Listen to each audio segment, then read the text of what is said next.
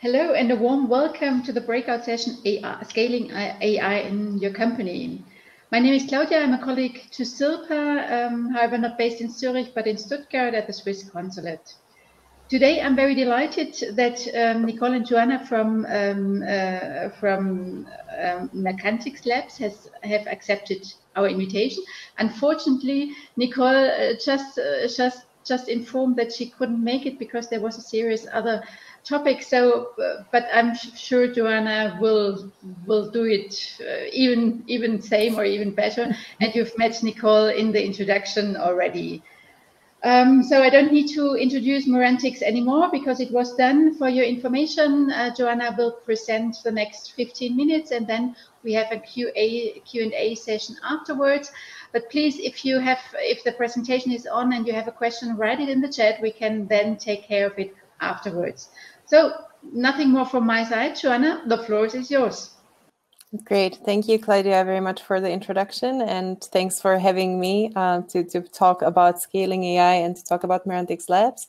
Welcome, everyone. Thanks for joining. I hope this is interesting to you. And as Claudia said, if you have any questions, just write them in the chat and we can answer them, I think, in the end of on my presentation. I would be also curious to hear from you about maybe your experiences and maybe we can have a discussion there.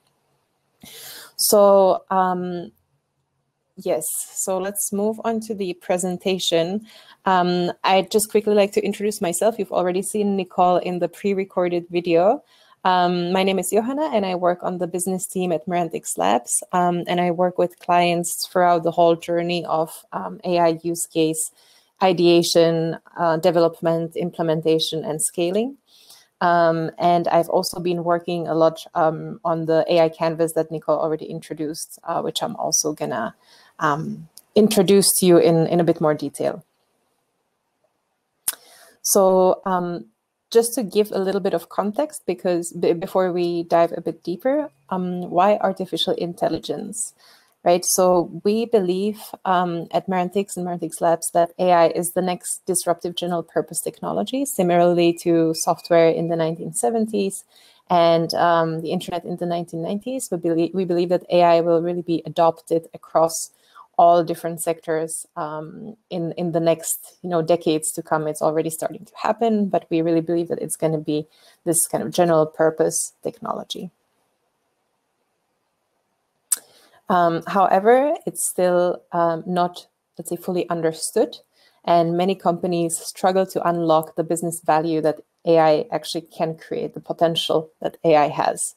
So even though AI will add almost $16 trillion to the world economy before 2030, approximately 65% of companies actually have no comprehensive AI strategy, and even more, 78% of companies have no or limited AI capabilities.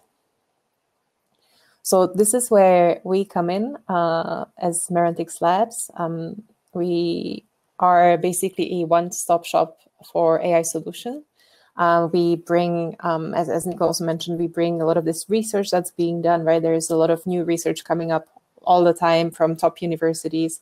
So we bring that research and implement it to actual business cases that are based on AI. To give a bit of a picture of how Mandix and Mandix Labs work. So Mandix Labs is part of the wider Mandix universe. Mandix is a AI venture building studio, as you've heard from Nicole, and we take in founders who are experts in their domains or technical experts in AI, and who then build companies focusing, product companies that have a really strong AI component. So as an example, right, we have Vara that's focusing on medical imaging in the breast cancer sphere. We have SIA Search that's focusing on autonomous driving systems. We have Causa, which is focusing on KPI and performance, business intelligence. We have Cambrium focusing on biotech, and then many more in the making in the healthcare sector, financial sector, focusing on sustainability, etc. Then there's Mandix Labs. So we are kind of the operational arm of Mandix. So we don't have a product, but we work with companies from different sizes and different sectors, industries, on really bringing AI into their core. So not just to build prototypes, but to actually kind of transform also on the strategic level to be able to source AI use cases and develop them internally. Although we are based in Berlin, we have quite a strong connection to Switzerland as well. So some of our founders are Swiss, and we also have a lot of talent from Switzerland. We have strong connection to University of St. Gallen, which I'll talk about a bit later as well. And we also work with some clients in Switzerland, based in Switzerland. So just to show you in a bit more concrete way, before we dive into the problem of scaling, to show you how our projects generally look like, we work with clients throughout the whole process, as I mentioned. So not just like taking their data and developing software, but we also help them identify AI-driven business opportunities that will bring the most impact.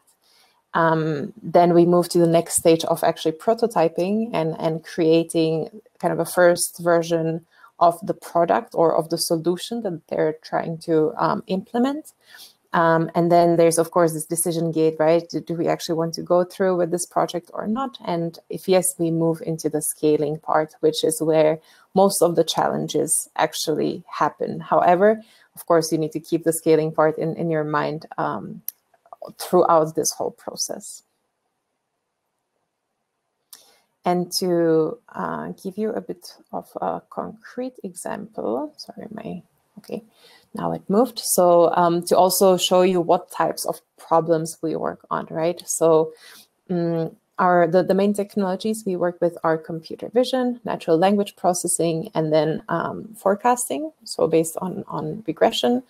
And some of the cases, for example, are visual quality control. So this is kind of an algorithm that classifies online returns to determine whether they're damaged or not, whether they have been worn or not. We have an example for natural language processing, for example, working with a company on their customer reviews. So scraping the reviews of their services and then extracting relevant information that's kind of being done continuously to spot trends, sentiments, and then also help them, right, with designing, let's say, new marketing strategies or new strategies for customer targeting. And then one of the examples for forecasting is sales conversion estimation. So this is a use case where we work with a manufacturing client and basically help them with lead prioritization. So looking at their CRM data and seeing, okay, which leads are likely to churn and which should we follow. So that's kind of to give you an overview of what types of problems we work with, and they're very diverse and different, right? And we have seen throughout our engagements that the challenges that companies face are quite similar, independently of what sector they're in, what industry, what type of product they have, or what type of solution they actually want to work on. So we saw that these challenges tend to be quite similar. And that is why we actually partnered up with University of St. Gallen, with the computer science department there, and developed this AI canvas, which serves as a strategic tool for AI development and scaling to address these challenges and to help companies approach this topic in a very structured way. Because of course, right, AI it's kind of a hype. Everyone's talking about it. A lot of people have misconceptions about it, but it's really important, and we've seen this again and again, to really approach this topic in a structured, strategic manner, and also with a lookout for the future, to make sure that the projects are sustainable and that they actually are efficient also in a few years, not just for the, let's say, prototype phase for the first few months. So to give you a little bit of an overview of the AI canvas, Nicole already mentioned it, but I'd like to actually show you how we use it. So of course, this tool, right, it's there are many canvases. There is a business lean canvas, there is a value proposition canvas, and this AI canvas has been designed with kind of the nature of AI, the iterative nature of AI, and also with the fast change in the field of AI in mind.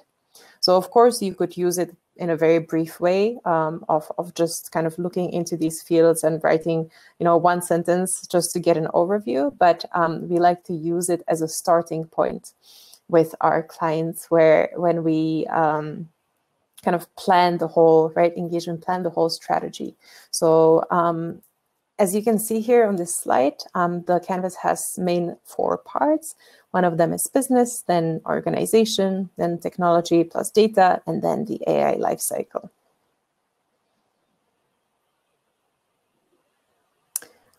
This is 1 level lower, so the canvas has 3 levels. And you can see that within the business part, we focus on kind of looking at what is the value proposition of the software or the solution that we're actually trying to build.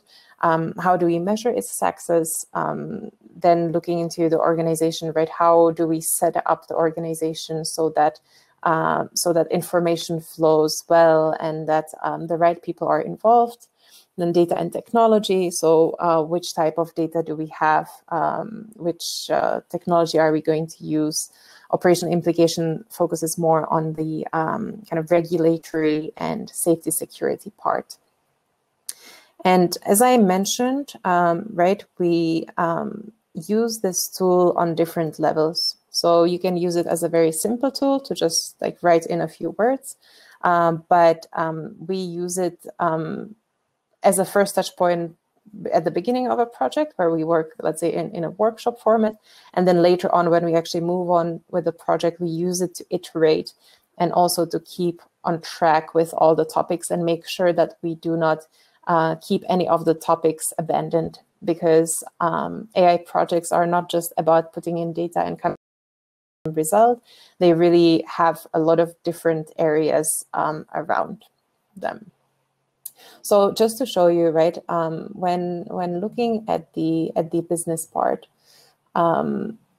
we really want to make sure that companies, I mean, this could seem quite straightforward, but you would be surprised at how often it actually happens that companies don't really think about the actual value that the algorithm will bring. So we think it's really important to align strategic business objectives and AI development. So how to do this, right? You can look at your financial statements for where your company is incurring the highest cost. Look at the strategies, be it in customer retention, marketing, other processes. Look at if there is a way to improve these processes with AI, and really make sure to spend enough time identifying AI-driven business cases and prioritize them by business impact and technical feasibility. So if you start with a business case, you allow to measure your AI projects from also a financial perspective, and you're not just coming up with a solution to a non-existing problem, let's say.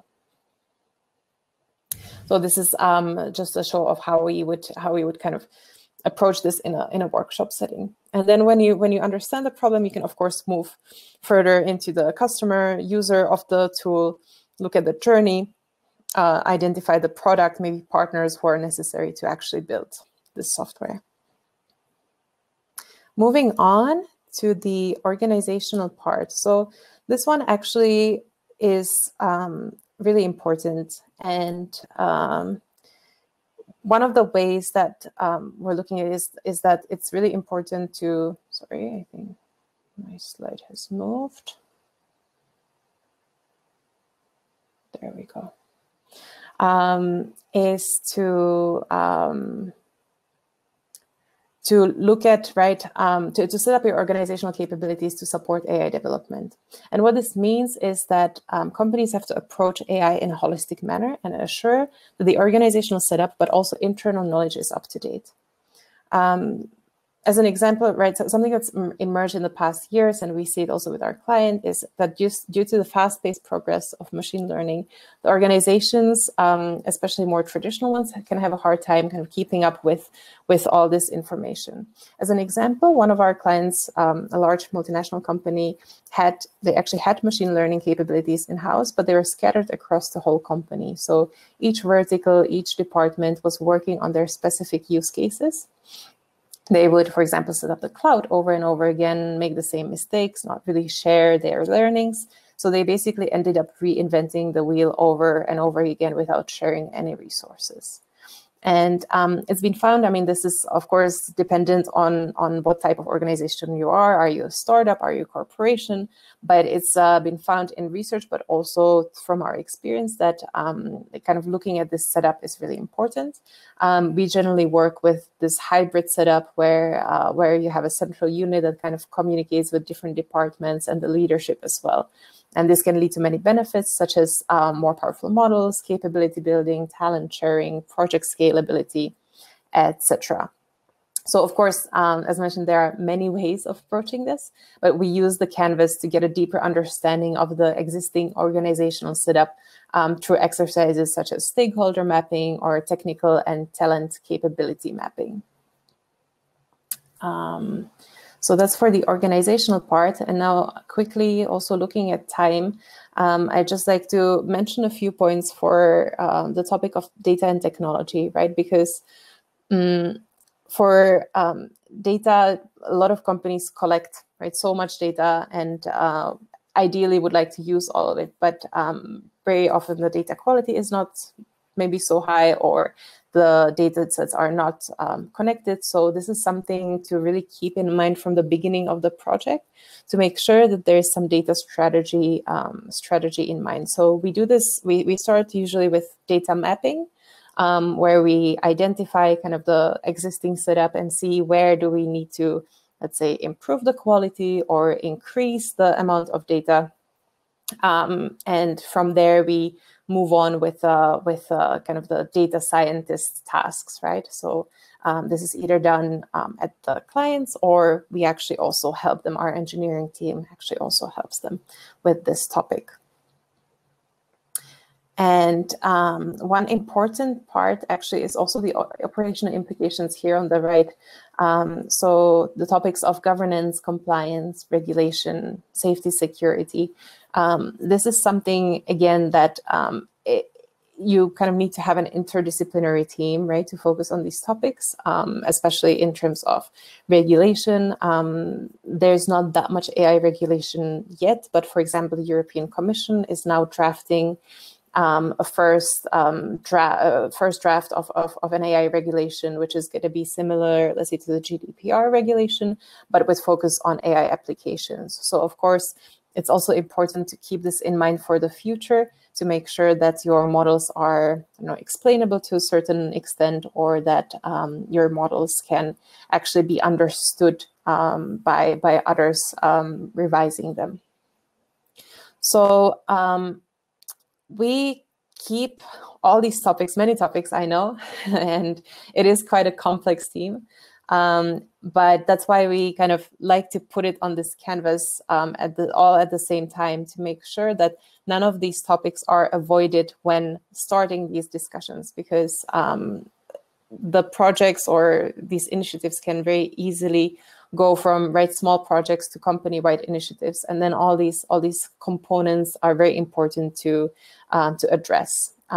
We do this kind of through this AI lifecycle, so to make sure that you can iterate on your outcomes, you can iterate on your ideas, you can move from one section to the other very easily. And this is one of the infographics we have to stress that with these AI projects, it's really important to remain agile to a certain extent, to be able to experiment, develop, operate, and then come back in case either something goes wrong or the strategic outlook changes. I think I have one last slide to just show this is an overview of how one of our initial workshops before actually moving on from before actually moving to the project. So we would kind of plan all these, map all these topics, and then after having an idea of where the company is standing, we then move on to the actual software development and also helping the company with setting up their internal structures, be it on the organization level, on the technical infrastructure level, to actually be able to do this on their own later on. So that is all from me. I know it's a lot of information. If you are interested in discussing any of this in further detail, don't feel free to contact me afterwards. But I think we now have some time to also answer any questions. So if you have any, let us know in the chat. Joanna, thank you very much for this really interesting presentation and the insights to a really holistic methodology. So it's really, I pass it on now to the chat. If there are any questions, please write it in, and Joanna is happy to answer everything, not everything, but but most. While we wait for you to write in the questions, maybe I ask one question. You presented the 4 blocks, of the methodology, technology, organization, and the life cycle. What, from your experience, is the most challenging? If you look at companies which exist, or family companies, so no startups, but the companies. Yeah, that's a difficult question, because there are challenges in each of the blocks, I would say. I think from my perspective, what we see, the typical challenges of, I think, kind of data, not having enough data, not having good quality data, that's one of the ones we see very often, especially in, let's say, these family companies or also larger companies. So one of them would be lack of data. Other one, of course, lack of talent, especially in Europe. Sometimes it's difficult to get machine learning talent or people who actually understand the topic. So that's also something we see quite often, and where we also try to encourage people to kind of develop talent internally. And I think another topic which we see very often is kind of related to most of the blogs, but it's actually the topic of trust in the technology, and kind of education about the technology. So I wouldn't say it's part of one or the other blogs, but we see this very often, and it's something that requires also educational programs, but also communication strategies internally and externally to kind of make sure that people understand what the technology is for, that it's not here to replace someone, but maybe to enhance someone's work. So this is something we see very often. So it's not just the technological aspect and the experts, but really the whole view of an organization. Yeah. But now I see there is a question in the chat, which I read now. Which one of those topics from the canvas do you think is the most crucial in building and scaling AI in a company? I think that's the point of the canvas. There's no one thing that's the most crucial. It's that all of them are really important to be kind of developed at the same time or dependent on each other. Because if you only focus on one of the components, you're very soon going to realize that you're missing something and you cannot scale.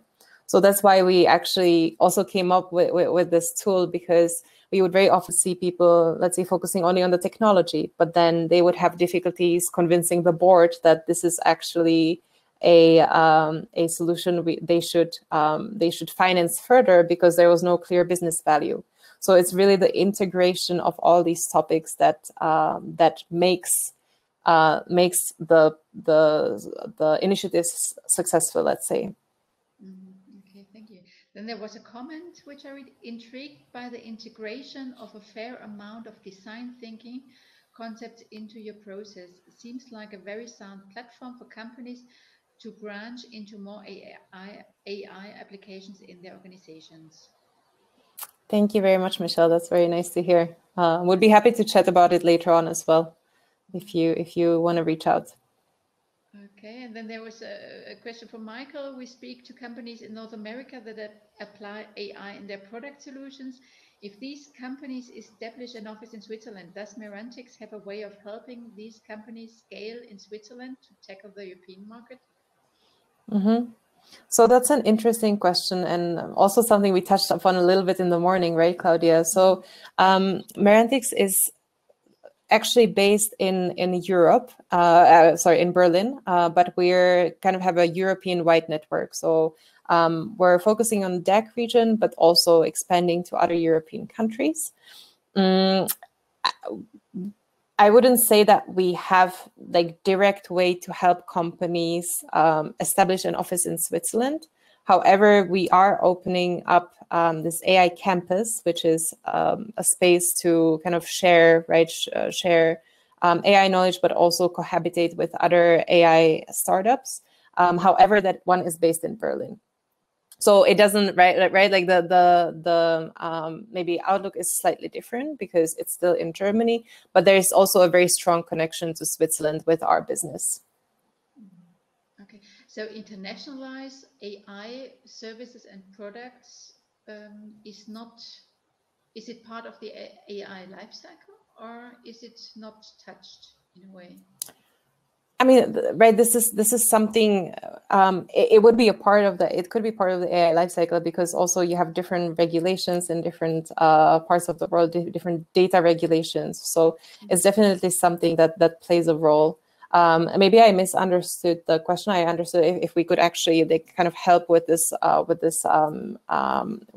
the presence in Switzerland. But I think overall, right, internationalizing AI, of course, we're happy to collaborate also on this. And that's kind of the also purpose of the AI campus, to make it an AI hub for Europe and also bring companies from abroad, from other continents to start off in Europe and maybe offer their services here. So for sure, but I was just trying to point out that it's not specifically Switzerland focused, but also includes Switzerland in the wider ecosystem, yes. Maybe a last question for me now. You mentioned the campus. I heard this morning that you're just opening a campus in Berlin. Would you like to say some words about that project? Yes, we're all very excited about this project, and it's so yes, it's the AI campus, and it's a place for companies, universities, also different departments, let's say government innovation departments, to kind of share AI knowledge and really create this AI ecosystem in Europe. So it's a hub for AI in Europe, and it's a physical space. So it's a office sharing space, but also event space. And it's really a place to bring different minds together and kind of develop a strong AI brand in Europe. Okay, sounds really, really fascinating. So wish you luck for good development. Thank you. Yeah, feel free to also have a look at the website of the campus. It's if you're interested. Now I see a last question or another question. What about the University of St. Gallen? Okay, I'm not sure what that maybe question. it's the link with your corporation, which right. I mean, yes. So we are working with them on the concept of the AI canvas. So really, the framework is co-developed by us at the University of St. Gallen, because we're kind of combining this both academic and also industry experience, and really working with kind of the top researchers and practitioners in the field. So we work with University of St. Gallen on the kind of the conceptual development of this, and deepening it, and making sure that that it stays relevant and up to date as we progress with the technology. Okay, thank you. And then maybe we take this as the last question. Best way to contact you? Yes, I can share my LinkedIn account here, if you just give me a second. And please feel free to get in touch with me there. I would be happy to connect. Always happy to connect and chat about your experiences and maybe also potential ways to share, right? To share some knowledge. So just give me a second. I'll share it here with you. Okay, so one last round or one last question to the chat. Are there any further questions? Is there anything you still need to know right now? If it's not the case, then I think we're done already. Joanna, thank you very much for your time and for opening up with your doors and let us have insights to your company and the way you work. Also, thanks to everybody in the audience, the viewers, for your time. And yes, take care and wish a nice evening and hope we see us in the next seminar too. Okay, thank you. Thank you, everyone. Bye-bye. Bye.